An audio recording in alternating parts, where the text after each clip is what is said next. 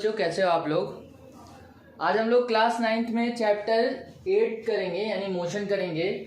और इस चैप्टर को हमें बारीकी से समझना पड़ेगा क्योंकि ये चैप्टर जो है फिजिक्स का, इसमें न्यूमेरिकल बहुत ज़्यादा आएंगे और इसमें क्या होगा कि आपको यूनिट वगैरह पे ध्यान देना पड़ेगा। कॉन्सेप्ट एकदम क्लियर होंगे तभी आप जाके इसको सही से कर पाओगे। हिंदी और इंग्लिश मीडियम दोनों के लिए मैं पढ़ाता हूँ, तो आपको दोनों के लिए ध्यान से समझना है। तो आप देखिए इस चैप्टर को कि इस चैप्टर में क्या है। इसमें सारे क्वेश्चन न्यूमेरिकल जो है सारे के सारे इंपॉर्टेंट हैं और ये आगे के लिए बहुत इंपॉर्टेंट है। तो चलिए शुरू करते हैं इस चैप्टर को कि ये चैप्टर क्या है। पहला है इसमें टॉपिक जो है वो है मोशन। मोशन का मतलब क्या होता है? मोशन यानी गति। गति का मतलब क्या होगा? मोशन का मतलब होता है to move from one position to another position. जैसे ये पोजीशन ए है और हम पोजीशन ए से पोजीशन बी की तरफ जाते हैं, तो जब हम मूव करते हैं एक जगह से दूसरे जगह पर, तो इसी को हम क्या बोलते हैं? मोशन बोलते हैं यानी गति बोलते हैं। अब गति का हिंदी में मतलब क्या होगा? इसका मतलब होता है एक बिंदु से दूसरे बिंदु तक जाना। इसी को हम क्या बोलते हैं? गति यानी मोशन बोलते हैं। मोशन जो होते हैं वो कई प्रकार के हो सकते हैं। जैसे क्या होता है, पहला मोशन आपका होता है लीनियर मोशन। लीनियर मोशन का मतलब क्या होता है? जब हम एक सीधी रेखा में मूव करें तो इसी को हम क्या बोलते हैं? लीनियर मोशन बोलते हैं। लीनियर मोशन होता है और हमें इस चैप्टर में लीनियर मोशन के बारे में ही पढ़ना है। और भी टाइप के मोशन होते हैं जैसे ऑसिलेटरी मोशन यानी पीरियोडिक मोशन, ये सारे मोशन होते हैं। लेकिन हमें लीनियर मोशन यानी सरल रेखी गति के बारे में ही इस चैप्टर में हमें पढ़ना है। तो सरल रेखी गति के बारे में पढ़ेंगे। जब हमारी गति एक सरल रेखा में होती है तो इसी को हम बोलते हैं सरल रेखी गति। यानी when we moves from in a straight line, then this motion is called linear motion। तो इसी को हम क्या बोलेंगे? लीनियर मोशन बोलेंगे।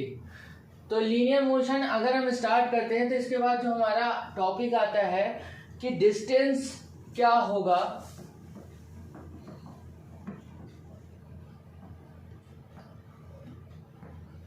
और डिस्प्लेसमेंट क्या होता है। डिस्टेंस और डिस्प्लेसमेंट में डिफरेंस क्या है? मेनली हमसे यही पूछा जाता है कि क्या है भाई डिस्टेंस और डिस्प्लेसमेंट में अंतर क्या होता है।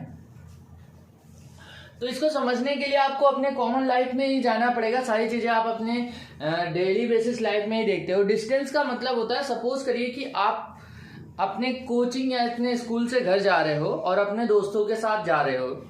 कोचिंग से छूटे तो आप क्या करते हो? सीधे घर नहीं जाओगे, पहले इधर उधर रास्ते में घूमते हुए फिरते हुए, यहाँ कोचिंग है और यहाँ घर है आपका, तो आप यहाँ से घूमते हुए ऐसे वैसे ऐसे घूमते हुए पूरा तब जाके यहाँ पे पहुंचोगे, तब जाके आप घर पहुंचोगे। मतलब जब दोस्त यार होते तो आप क्या करते हो? इधर उधर भटकते हुए जाते हो। सपोज करो कि किसी दिन आप की छुट्टी होती है और आपको लेने के लिए आपके पापा आते हैं, तो अब आपको अगर घर जाना होगा तो आप सबसे शॉर्टेस्ट पाथ सीधे कहाँ पहुंचोगे? कोचिंग या स्कूल से सीधे कहाँ पहुंचोगे? घर पहुंचोगे, इधर उधर कहीं नहीं जाओगे। तो जब आप यहाँ पे जा रहे हो तो आपने जो डिस्टेंस, जो शॉर्टेस्ट पाथ मतलब सबसे जो छोटा रास्ता लिया है, ये आपका होता है डिस्प्लेसमेंट। और अगर हम डिस्टेंस की बात करें तो आप जो पूरा इधर उधर घूमते हुए गए हो यानी दूरी, इसको हिंदी में बोलते हैं दूरी। और ये होता है आपका विस्थापन। दूरी और विस्थापन में क्या अंतर क्या है भाई? दूरी का मतलब होता है आपने टोटल पाथ कितना कवर किया है। टोटल पाथ का मतलब जितना आपने रास्ता तय किया है उसी को बोलते हैं टोटल पाथ कवर्ड।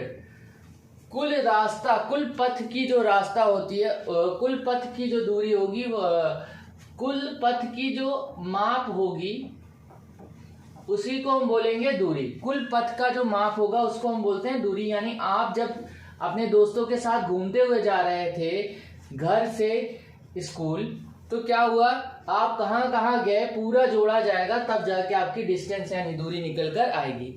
लेकिन जब आप घर और कोचिंग या स्कूल के बीच की आप जब दूरी देखोगे, डिस्प्लेसमेंट देखोगे, तो डिस्प्लेसमेंट यानी विस्थापन में क्या होगा, जो सबसे छोटा रास्ता होगा, सबसे छोटे तरीके से आप कैसे पहुंच सकते हो, वही जो होगा वो आपका डिस्प्लेसमेंट होगा, यानी शॉर्टेस्ट पाथ होता है ये डिस्प्लेसमेंट, यानी विस्थापन क्या होगा, सबसे छोटा रास्ता होता है शॉर्टेस्ट पाथ। टोटल पाथ होता है आपका डिस्टेंस और शॉर्टेस्ट पाथ होता है आपका डिस्प्लेसमेंट, यानी कुल पाथ होता है आपका, कुल पथ की जो दूरी होती है वो दूरी कहलाएगी आपकी, कुल पथ की जो लंबाई होगी, और जो सबसे छोटा रास्ता होता है, सबसे छोटा मार्ग होता है, वो विस्थापन कहलाता है। अब आपसे बात किया जाए कि दूरी और विस्थापन में दूसरा पॉइंट क्या है जो डिफरेंस होता है, वो डिफरेंस ये होता है कि दूरी जो है, अगर आप देखो तो इसको हमें जब व्यक्त करना होता है, जब हमको इसको डिस्क्राइब करना होता है, तो हमें दिशा यानी डायरेक्शन की जरूरत नहीं है, नो नीड ऑफ डायरेक्शन, यानी ये डायरेक्शन लेस क्वांटिटी है। और आपको ये पता होना चाहिए बेटा कि जिस क्वांटिटी को, जिस राशि को हमें व्यक्त करने के लिए बेटा डायरेक्शन की जरूरत नहीं होती है, उसको हम बोलते हैं स्केलर क्वांटिटी। स्केलर क्वांटिटी मतलब अदिश राशि। अदिश, मतलब नहीं चाहिए, दिश मतलब दिशा, दिशा की जरूरत नहीं है, तो इसको हम क्या बोलते हैं, दिशाहीन यानी डायरेक्शन लेस बोलते हैं, अदिश राशि बोलते हैं इसे। और ये होता है हमारा वेक्टर क्वांटिटी। वेक्टर क्वांटिटी का मतलब होता है सदिश राशि। सदिश राशि का मतलब होता है कि जिसे व्यक्त करने के लिए, जिसको डिस्क्राइब करने के लिए हमें डायरेक्शन की जरूरत है। अच्छा, आप ही सोचिए, अगर आपको शॉर्टेस्ट पाथ पे जाना है, सोचिए आपको कहीं जाना है और शॉर्टेस्ट पाथ है, आपको शॉर्टेस्ट पाथ ट्रेवल करना है, सबसे कम समय पहुंचना है, तो आपको डायरेक्शन की जरूरत होनी ही चाहिए। डायरेक्शन अगर आपको नहीं पता होगा तो आप कहीं भी इधर उधर भटक जाओगे और फिर वो शॉर्टेस्ट पाथ क्या हो जाएगा, डिस्टेंस में कवर चेंज हो जाएगा। शॉर्टेस्ट पाथ अगर चाहिए तो हमें क्या चाहिए भाई, डायरेक्शन की जरूरत पड़ेगी। फिर से जरा हम इसको एक बार फिर से देखते हैं। डिस्टेंस और डिस्प्लेसमेंट में डिफरेंस हमें समझना है। डिस्टेंस मतलब दूरी और विस्थापन में क्या अंतर होता है। डिस्टेंस का मतलब होता है जैसे आप की छुट्टी हुई और आप इधर उधर भटकते हुए अपने घर पे पहुंचते हो, तो जो टोटल पाथ होता है, कुल पथ जो होता है, कुल पथ जो आप तय करते हो, उसी को हम बोलते हैं दूरी यानी डिस्टेंस, टोटल पाथ। और अगर जो विस्थापन होता है, डिस्प्लेसमेंट की अगर मैं बात करूं, तो जो शॉर्टेस्ट पाथ होगा, जो सबसे छोटा रास्ता होगा किन्हीं दो पॉइंट के बीच में, तो उसी को हम क्या बोलेंगे, डिस्प्लेसमेंट बोलेंगे। अगला डिस्टेंस की अगर मैं बात करूं, तो डिस्टेंस जो होता है, इसको हमें डिस्क्राइब करने के लिए, हमें बोलने के लिए हमें डायरेक्शन की जरूरत नहीं है। अगर हम इसको मापेंगे तो ये एक ऐसी क्वांटिटी है बेटा, we don't have need of direction, हमें डायरेक्शन की जरूरत नहीं है। So it is a directionless quantity and directionless quantities are called scalar quantity. तो हमें इसे डिस्क्राइब करने के लिए डायरेक्शन, दिशा की जरूरत नहीं होती है, दूरी को व्यक्त करने के लिए दिशा की जरूरत नहीं होती है, और जो राशियों को व्यक्त करने के लिए बेटा दिशा की जरूरत नहीं होगी, उसे हम बोलते हैं अदिश। अदिश राशि मतलब दिशा की जरूरत नहीं। और अगर हमें दिशा की जरूरत पड़ती है तो इसे सदिश राशि कहते हैं, जैसे डिस्प्लेसमेंट हो गया। डिस्प्लेसमेंट एक ऐसी राशि है, एक ऐसी क्वांटिटी होती है जिसको डिस्क्राइब करने के लिए हमें क्या चाहिए, डिस्प्लेसमेंट के लिए हमें डायरेक्शन की जरूरत पड़ेगी। अगर हमें कभी डिस्प्लेसमेंट लिखना होगा तो हम ऐसे लिखेंगे 100 मीटर ईस्ट, 100 मीटर ईस्ट। ये हो गया आपका क्या, ये आपका भाई पूरा माप हो गया, और ये आपकी डायरेक्शन। तो अगर हमें इसे रिप्रेजेंट करना है तो हमें डायरेक्शन की जरूरत होगी, पर इसे रिप्रेजेंट करने के लिए हमें डायरेक्शन की जरूरत नहीं है। तो ये डिस्टेंस और डिस्प्लेसमेंट के बीच का क्या होता है, डिफरेंस होता है। इसके बाद अब अगर हम बात करते हैं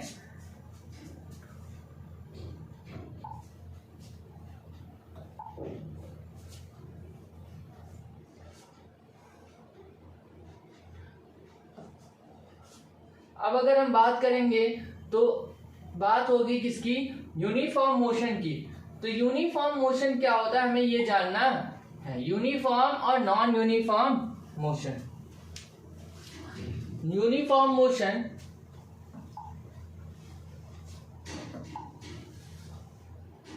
जरा देखते हैं ध्यान से इसको।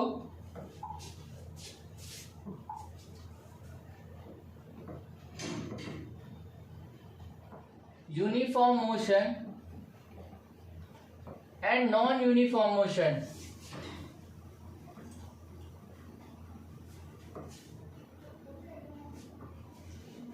अच्छा, इसको जरा हिंदी में चेक कर लीजिएगा क्या होगा भाई। इसको मुझे इसका हिंदी याद नहीं आ रहा है अभी, हो सकता है अभी पढ़ाते पढ़ाते याद आ जाए तो मैं बता दूंगा इसको। यूनिफॉर्म मोशन का मतलब क्या होता है ये आपको बताता हूं मैं। यूनिफॉर्म मोशन का मतलब होता है यूनी का मतलब कांस्टेंट है, मतलब एक होता है, कांस्टेंट हो जाए यानी एक हो जाए। फॉर्म मतलब जो उसका फॉर्म है। मोशन का अगर फॉर्म कांस्टेंट हो जाए मतलब क्या है, इसका मतलब है जैसे कोई ऑब्जेक्ट चल रहा है, सपोज करिए आप बाइक चला रहे हो और आपने 1 घंटे में 100 मीटर चला, फिर अगले घंटे में आपने 100 मीटर चला, फिर अगले घंटे में आपने 100 मीटर चला, तो हर 1 घंटे में देखिए आपका जो टाइम इंटरवल है बेटा वो सेम है, टाइम इंटरवल सेम है और डिस्टेंस जो आप ट्रेवल कर रहे हैं वो भी सेम है। तो अगर equal time distance, equal time में हम इक्वल डिस्टेंस को ट्रेवल करते हैं, इक्वल टाइम में इक्वल डिस्टेंस ट्रेवल करेंगे, मतलब समान समय में अगर हम समान दूरी को तय करते हैं, if we cover equal distance in equal time, then this type of motion is called uniform motion. जब हम यूनिफॉर्म मोशन की बात करेंगे तो एक समान समय में अगर समान दूरी तय होती है तो इसी को हम यूनिफॉर्म मोशन बोलते हैं। जैसे कि 1 घंटे में 100 मीटर चले, फिर अगले घंटे में 100 मीटर, फिर अगले घंटे में 100 मीटर चलते हैं, तो ये जो मोशन है ये क्या है, यूनिफॉर्म मोशन। अब देखिए इसमें दूसरा पॉइंट क्या हो सकता है, इसमें जो स्पीड होगी ना वो स्पीड क्या होगी, कांस्टेंट होगी। कांस्टेंट होगी तभी तो आप इक्वल टाइम में इक्वल डिस्टेंस को ट्रेवल कर पा रहे हो।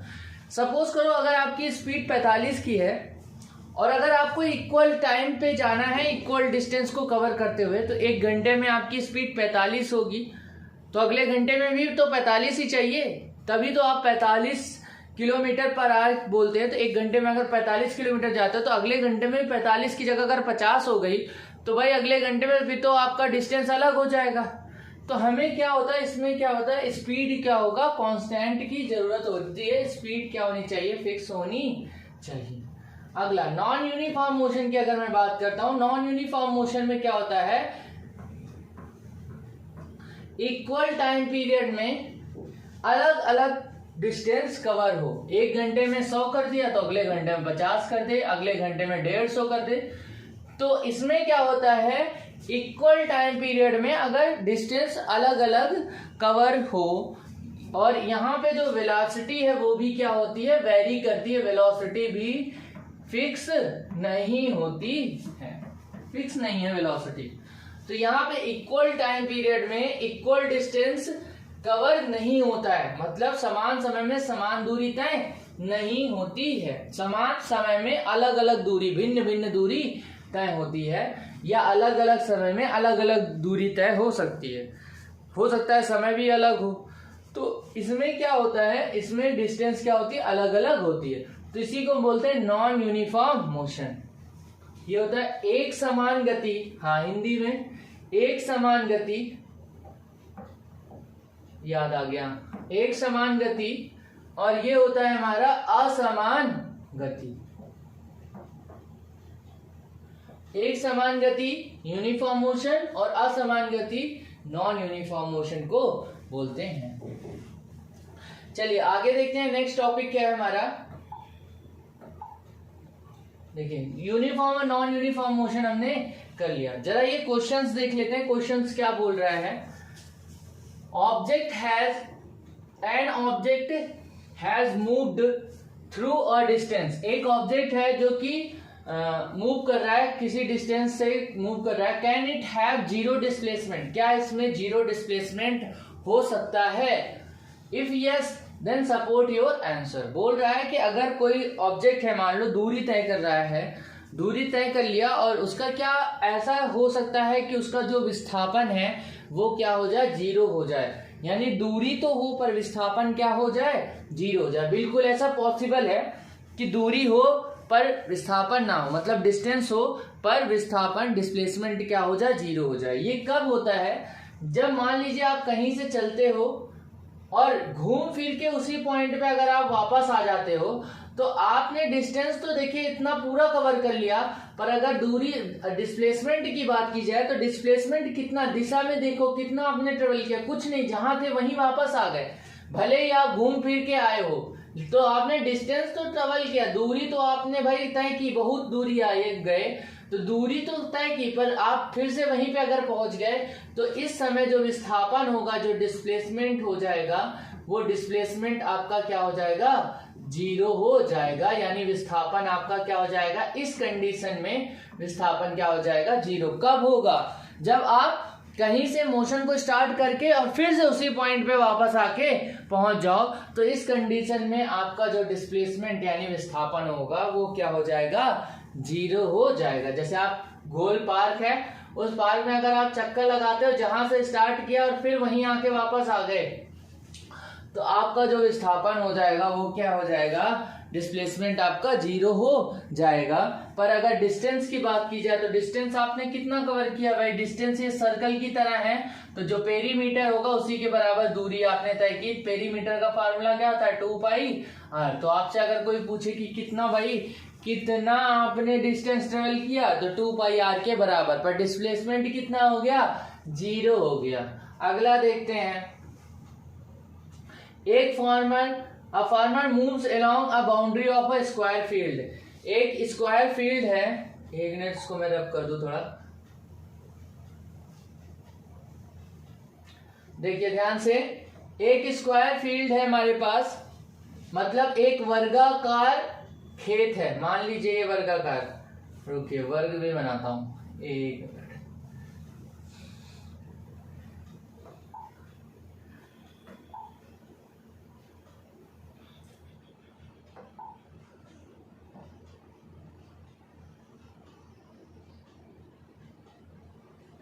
चलिए देखते हैं। एक वर्गाकार खेत है, एक स्क्वायर फील्ड है, 10 मीटर साइड का है। A farmer moves along the boundary of a square field side 10 metre in 40 second. 10 metre side का है, मतलब ये भी 10 मीटर, ये 10 मीटर, ये भी 10 मीटर और ये भी 10 मीटर। ये 10 मीटर ट्रेवल करने में इसको कितना टाइम लग रहा है, 10 मीटर को इसको कवर करने में इसको लग रहा है 40 सेकेंड लग रहा है। अब बोल रहा है 40 सेकेंड में 10 मीटर चलता है, मान लो ये 10 मीटर यहां से यहां गया तो 40 सेकेंड लग गया। बोल रहा है what will be the magnitude of the displacement of the farmer at the end of 2 minute 20 second. अगर हम 2 मिनट 20 सेकेंड की बात करें तो कहां होगा डिस्प्लेसमेंट, क्या होगा। तो पहले तो 2 मिनट 20 सेकेंड को हम क्या करते हैं, सेकेंड में कन्वर्ट कर लेते हैं। तो 2 मिनट मतलब कि 2 गुणे मिनट को कन्वर्ट किया तो कितना हो गया 60, प्लस में 20 सेकेंड, क्योंकि 1 मिनट में 60 सेकेंड होता है। तो टाइम की अगर मैं बात करूं, टाइम बराबर 2 मिनट, यानी 2 गुणे 60, 1 मिनट में 60 सेकेंड, तो 2 में कितना हो जाएगा, 2 गुणे 60 और प्लस में 20 सेकेंड आपके पास एक्स्ट्रा पड़ा हुआ है। तो ये तो हो गया 120 और प्लस में 20 और टोटल कितना आ गया 140 सेकेंड। मतलब 140 सेकेंड में कितना ट्रेवल करेगा ये आपको बताना है। तो चलिए देखते हैं जरा। 40 सेकेंड में ये यहां से यहां आया ना, फिर 40 सेकेंड में आप यहां से यहां गए, 80 हो गया, फिर अगला 40 सेकेंड में 120 हो गया, तो यहां से यहां पहुंच गए। अब अगला अगर 40 सेकेंड आप चलोगे तो देखो 40 40 80 40 120, और अगर 120 के बाद अगर आप 40 चलते हो तो ये कितना हो जाएगा भाई, ये कितना हो जाएगा 160 सेकेंड पहुंच जाएगा, आप यहाँ पे पहुंचोगे। पर आपको बताना है कि कितने सेकेंड में पहुंचना है, कहाँ पे, 140 सेकेंड में कितना होगा। तो देखते हैं 40 सेकेंड में कितना ट्रेवल करता है ये, 40 सेकेंड बराबर कितना है, 10 मीटर का है। तो 1 सेकेंड में हम निकालते हैं, 1 सेकेंड में क्या हो जाएगा 10/40। तो कितने में पूछा है, 140 सेकेंड में। 140 सेकेंड में कितना हो जाएगा, 140 सेकेंड में 10/40 गुणे 140, यहाँ पे कट आउट कर दिया से। अब इसको कट आउट करेंगे तो 2 दूनी 4 और यहाँ पे काटा तो ये कितना आ जाएगा भाई, ये आ जाएगा 70। फिर 2 से काटा तो यहाँ कितना आ जाएगा 35 मीटर। कितना दूरी ट्रेवल किया इसने जो डिस्टेंस ट्रेवल किया है वो 35 मीटर, यानी 10 फिर 10 फिर 10 और फिर यहाँ पे ट्रेवल किया इसने कितना 5 मीटर। 5 मीटर इसने ट्रेवल कर दिया। अब अगर आपसे पूछे कि इन दोनों के बीच में डिस्टेंस कितना है, दोनों के बीच में शॉर्टेस्ट पाथ कितना है भाई, 5 मीटर की ही तो दूरी बची। तो अगर डिस्टेंस की बात की जाए, दूरी कितनी आई, दूरी आई है 35 मीटर, पर अगर डिस्प्लेसमेंट यानी विस्थापन की बात की जाए तो डिस्प्लेसमेंट आया है आपका 5 मीटर, क्योंकि इन दोनों के बीच का जो शॉर्टेस्ट पाथ है वो कितने का आएगा, 5 मीटर की तो दूरी बची है। हमें इस घूमने से मतलब थोड़ी ना है, ये जिस पॉइंट पे पहुंचा वहां से इसका जो डिस्टेंस है उससे मतलब है। तो डिस्टेंस कितना बचा इनके बीच में, 5 ही मीटर का तो डिस्टेंस बचा, क्योंकि ये 10 चल गया फिर 10 फिर 10, ये चल गया आपका 30 और फिर यहाँ से 5 चल गया, तो ये 5 यानी 35 चल गया। और यहाँ से कितनी की दूरी बची, 5 ही की तो दूरी बची। अगर 5 और चल जाता तो पहली जगह पे पहुंच जाता। तो ये हो गया आपका टोटल कितना, 35 मीटर की दूरी आ गई और 5 मीटर का क्या आ गया आपका डिस्प्लेसमेंट आ गया। इसको रब करते हैं और फिर अगला क्वेश्चन करते हैं। डिस्टेंस और डिस्प्लेसमेंट के जो क्वेश्चन है वो इंपॉर्टेंट है, तो ध्यान से इसको कर लीजिएगा आप लोग। चलिए करते हैं इसको आगे।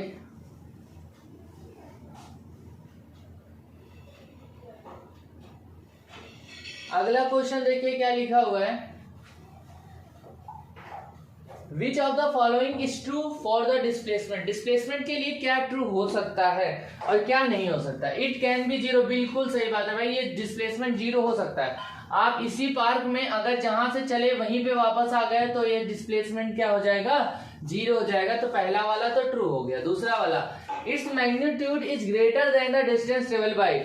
डिस्टेंस का जो मैग्नीट्यूड का मतलब क्या होता है, आगे वाली जो गिनती होती है। जैसे आपसे बोला गया मैं 100 मीटर चला तो 100 मीटर जो आया भैया आगे वाला, यही क्या हो जाएगा आपका मैग्नीट्यूड हो जाएगा। जो गिनती लिखी है ना आगे, यही होता है आपका आंकिक मान, यानी मैग्नीट्यूड हो जाता है आपका। मैग्नीट्यूड क्या डिस्टेंस से कभी ज्यादा हो सकता है, कभी नहीं हो सकता।